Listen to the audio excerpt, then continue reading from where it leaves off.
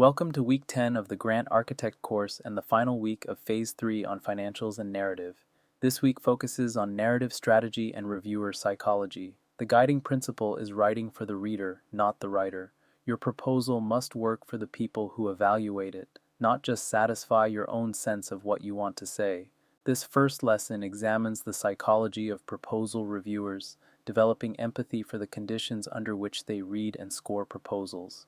Understanding reviewer psychology will transform how you approach proposal writing. Reviewers are not idealized readers with unlimited time and patience. They are real people with competing demands, limited attention, and cognitive constraints. When you understand what it feels like to review dozens of proposals under deadline pressure, you write differently. You make choices that serve the reader rather than the writer.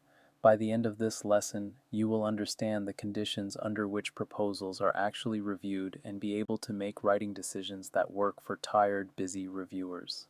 This understanding is foundational to everything else we cover this week. Understanding who your reviewers are helps you write for them effectively. Start by recognizing that reviewers are experts, professionals with knowledge in your field or closely related fields. They are not lay readers who need basic concepts explained, but neither are they necessarily specialists in your exact topic. They can evaluate quality, feasibility, and significance, but may not know every detail of your specific methodology. Reviewers are typically volunteers or receive modest compensation for their work. For federal grants, reviewers are often recruited from academic and professional communities and receive small honoraria that do not remotely compensate for the hours invested. Reviewing is service to the field, not a lucrative opportunity. This means reviewers are busy people whose review responsibilities compete with their regular professional work. They are not sitting in offices dedicated to reading your proposal.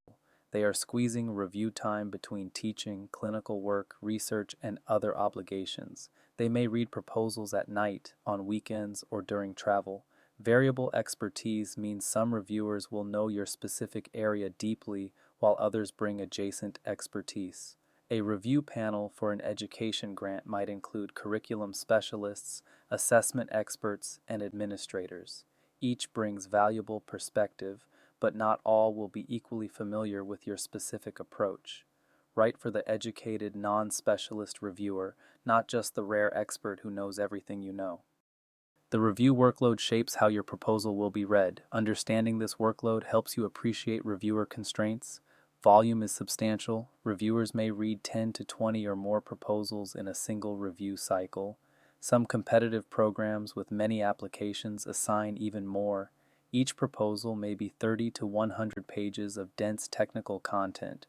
The cumulative reading load is enormous. Time pressure adds to the challenge. Strict deadlines require reviewers to complete all their reviews within a defined period, often just a few weeks. They cannot take unlimited time to savor your prose or puzzle through unclear passages. If they do not understand something quickly, they may move on rather than studying it carefully. Detailed scoring requires careful evaluation of each proposal against review criteria, plus written comments explaining and justifying scores. Reviewers cannot simply assign numbers. They must articulate why they scored as they did. This documentation takes additional time beyond just reading. Panel preparation means reviewers must be ready to discuss and defend their scores in panel meetings where reviewers compare evaluations. They need to remember the key points of each proposal well enough to explain their assessment to colleagues who may have scored differently. If your proposal is not memorable, reviewers may struggle to advocate for it. All of this happens alongside reviewers' regular professional responsibilities. Cognitive load and fatigue significantly affect how proposals are evaluated. Understanding these effects helps you write proposals that survive reviewer fatigue. Mental fatigue accumulates as reviewers work through their assigned proposals. The cognitive resources available for careful reading, analysis, and evaluation diminish with each successive proposal. By the 10th proposal, reviewers are not reading with the same fresh energy they brought to the first. Early proposals have an advantage because they receive the freshest, most alert attention. Reviewers approach their first few proposals with full cognitive capacity. They may read more carefully, consider nuances more thoughtfully, and give benefit of the doubt more generously. If your proposal happens to be reviewed early, you benefit from this fresh attention. Late proposals face disadvantage because tired, less patient readers have diminished capacity for working through unclear content. Passages that would receive careful consideration from a fresh reviewer may be skimmed or misunderstood by a fatigued one. Ambiguities that would be resolved favorably for an early proposal may be resolved unfavorably for a late one. The implication is that your proposal must work even for exhausted reviewers. You cannot assume you will be read early with fresh attention. Write as if your reviewer has already read 15 proposals that day and is struggling to stay focused. Make it easy for them. Reduce cognitive load by being clear, organized, and explicit. If your proposal only works for fresh, patient readers, it is not robust enough. The skimming reality is that most reviewers skim proposals before committing to deep reading.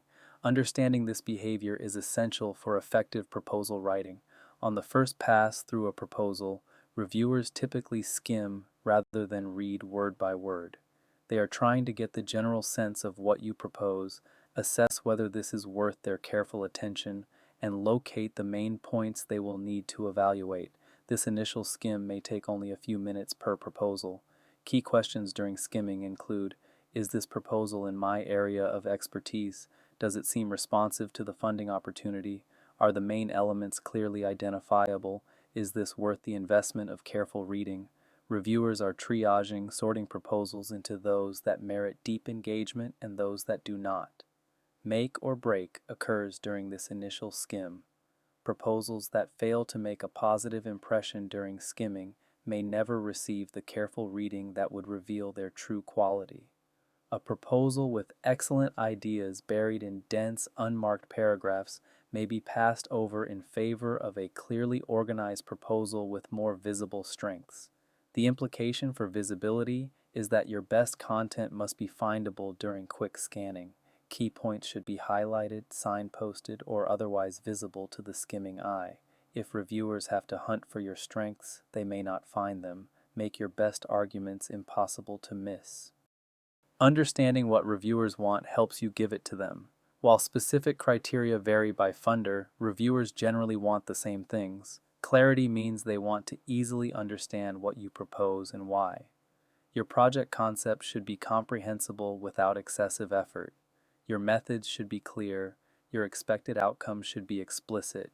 Reviewers should not have to guess what you mean or puzzle through ambiguous language. Make their job easy by being clear. Organization means they want logical structure that matches their expectations. If the NOFO specifies sections in a particular order, follow that order. If reviewers expect to find your methods in a specific location, put them there.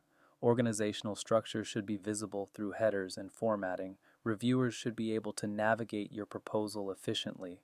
Evidence means they want support for your claims. Assertions that your approach is innovative or that you are uniquely qualified require backing. Citations, preliminary data, letters of support, and track record documentation all provide evidence. Unsupported claims are unconvincing. Show, do not just tell. Professionalism means they want error-free, polished presentation that reflects well on your ability to manage a grant. Typos, grammatical errors, formatting inconsistencies, and sloppy presentation undermine confidence. If you cannot produce a clean proposal, reviewers may wonder if you can manage a complex project. Polish demonstrates competence. Understanding what frustrates reviewers helps you avoid those pitfalls. Common frustrations include dense text, jargon, hunting, and inconsistency. Dense text presents wall-to-wall paragraphs without visual breaks. Pages filled with unbroken prose are exhausting to read and difficult to skim. Reviewers facing dense text may disengage, skim superficially, or miss important content buried in the middle of long paragraphs. Break up dense text with headers, bullet points, and white space. Jargon uses specialized terminology without explanation. While some technical language is appropriate and necessary, excessive jargon excludes reviewers who lack your specific expertise. Remember that panels include adjacent experts, not just specialists in your exact area. Define terms. Avoid unnecessary acronyms.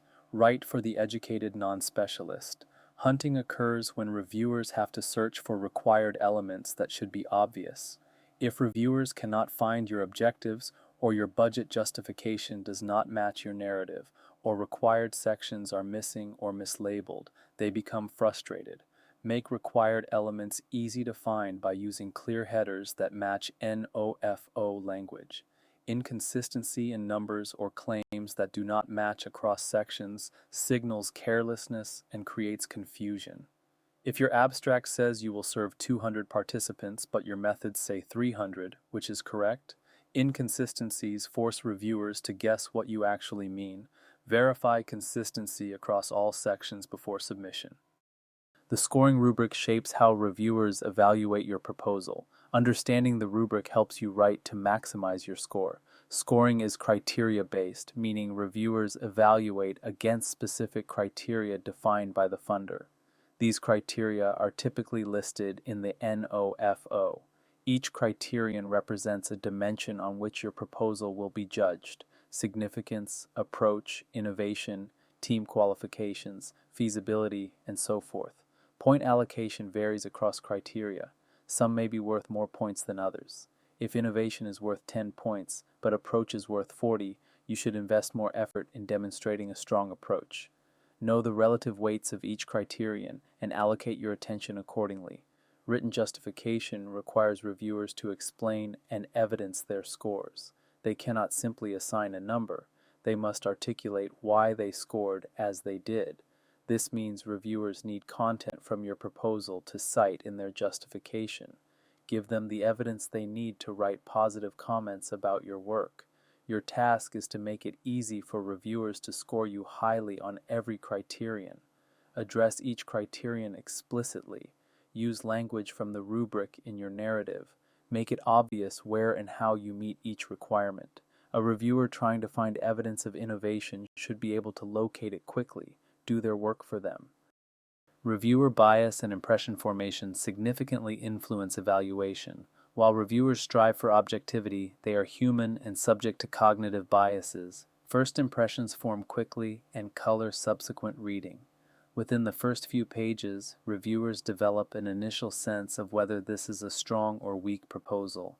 That initial impression then influences how they interpret everything that follows. The same ambiguous passage may be read favorably in a proposal that made a strong first impression and unfavorably in one that did not. Confirmation bias means reviewers unconsciously look for evidence supporting their initial judgment. A reviewer who initially perceives your proposal as strong will notice strengths and may overlook minor weaknesses. A reviewer who initially perceives weakness will notice problems and may undervalue strengths.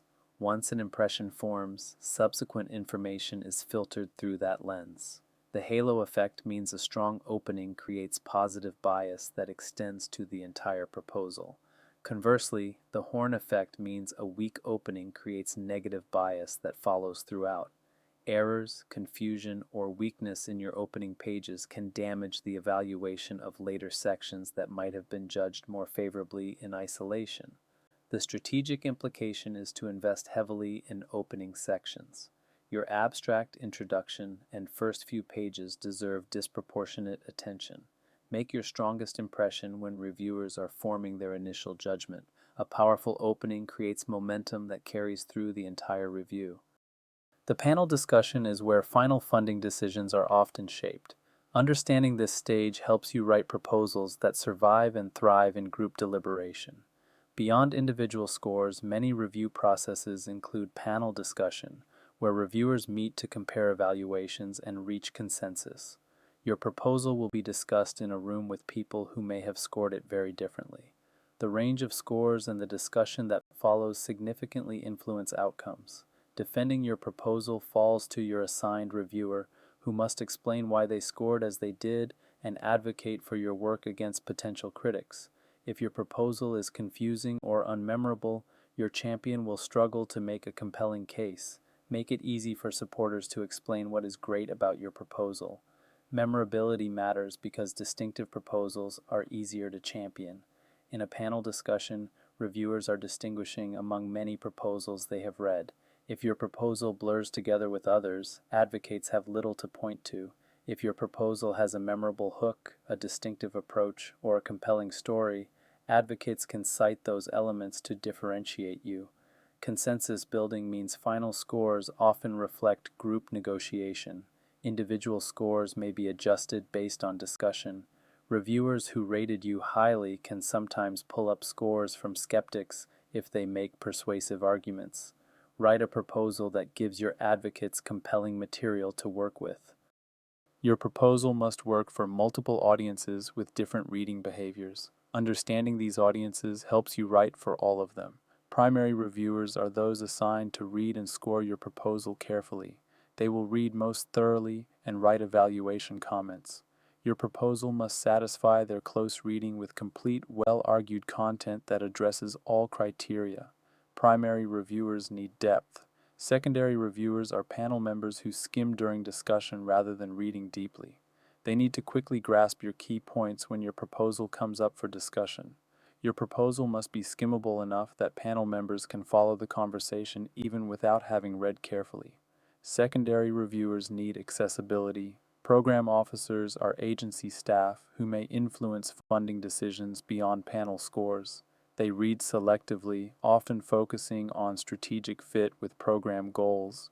Your proposal should clearly demonstrate alignment with funder priorities in ways that are visible even to readers who focus only on certain sections. The strategy is to write proposals that are clear enough for skimmers to grasp essential points, while deep enough for close readers to find complete, satisfying content.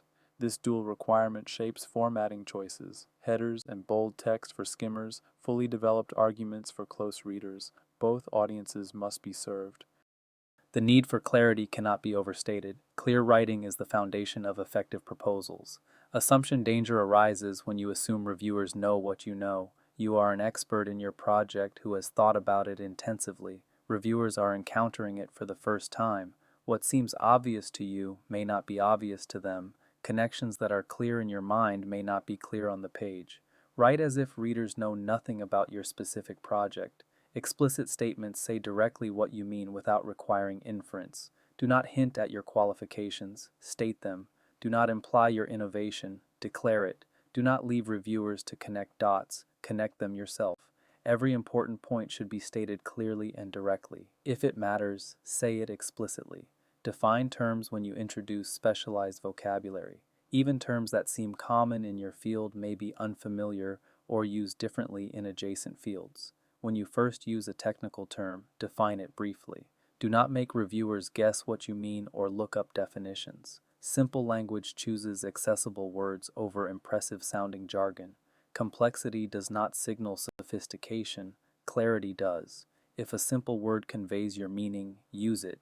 Reserve technical vocabulary for concepts that genuinely require it. Your goal is communication, not demonstration of vocabulary. Applying reviewer psychology means making writing choices informed by how reviewers actually read. Several strategies follow from what we have discussed. Front-load strength by putting your best content where it cannot be missed. Your strongest arguments, most impressive qualifications, and most compelling evidence belong in your opening sections. Do not save your best for last when reviewers may be fatigued or skimming. Lead with strength. Visual hierarchy uses formatting to guide attention where you want it. Headers, bold text, bullet points, and white space create structure that guides the eye. When reviewers skim, they follow visual cues. Make sure those cues lead to your most important content. Strategic formatting serves communication, not decoration. Explicit signposting tells readers what they will find and where. Use preview sentences that announce what is coming. Use headers that describe section content. Use transitions that connect sections. Never leave reviewers wondering where to find something or what a section contains. Consistency ensures all elements align and support each other. Numbers should match across budget and narrative. Claims should be supported throughout. Themes should echo across sections. A proposal that contradicts itself or leaves loose ends frustrates reviewers. Verify that every element reinforces rather than undermines the others. Common mistakes result from ignoring reviewer psychology. Recognizing these mistakes helps you avoid them. Burying the lead hides key points in the middle of paragraphs where skimming reviewers may miss them. Your most important content should be in topic sentences, headers, and prominent positions. Content buried in the middle of long paragraphs is effectively hidden from skimmers. Put important content where it will be seen. Assuming close reading writes as if every word will be read carefully. This assumption is usually wrong. Most reviewers skim before reading deeply, and some sections may never get close reading. If your proposal only works for readers who study every sentence, it will fail for actual review conditions. Write for skimmers as well as close readers. Writer-centered organization arranges content for the writer's convenience rather than reader needs. You may have drafted sections in a particular order, but does that order serve readers? Follow the NOFO structure. Put information where readers expect to find it. Organize for reader navigation, not writer preference. Ignoring fatigue produces dense, demanding text that exhausts tired readers. Long paragraphs, complex sentences, and continuous prose without visual breaks increase cognitive load. Remember that your reviewer may have already read many proposals. Make your proposal a relief to read, not another exhausting effort.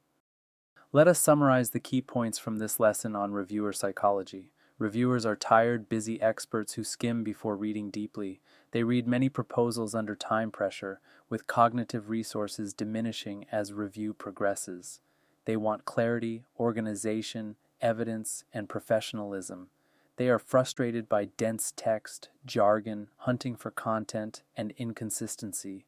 First impressions matter enormously. Write for reality by designing proposals for actual review conditions, not ideal ones. Do not assume unlimited time and attention. Do not assume your proposal will be read first with fresh energy. Assume tired reviewers who are skimming, and write proposals that work even under those conditions. If your proposal only succeeds with ideal readers, it is not robust enough. Clarity comes first because making it easy for fatigued reviewers to find your strengths is the single most important writing strategy.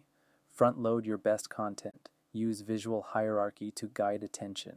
Signpost explicitly. Ensure consistency across sections.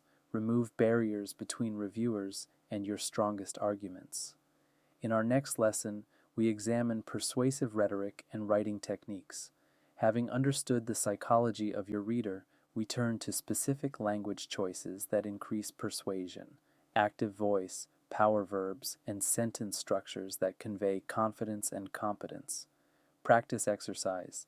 Find a proposal you have written or read and evaluate it from a tired reviewer's perspective. What would they see during a quick skim? Are the key points visible or buried?